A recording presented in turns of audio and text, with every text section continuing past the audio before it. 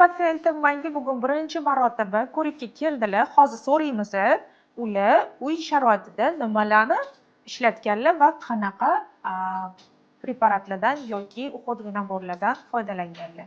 Niginachka uyda nimalar qilardingiz? Yuzingizga nima uxodviy ishlatgansiz? O'sha gidrofil bilan yuviladi и Har kuni gidrofilni ishlatasiz? haftada 2 marta, 3 marta. Tonalka постоянно har kuni Baza. ishlatadi и uni tagidan baza. Baza qanaqa?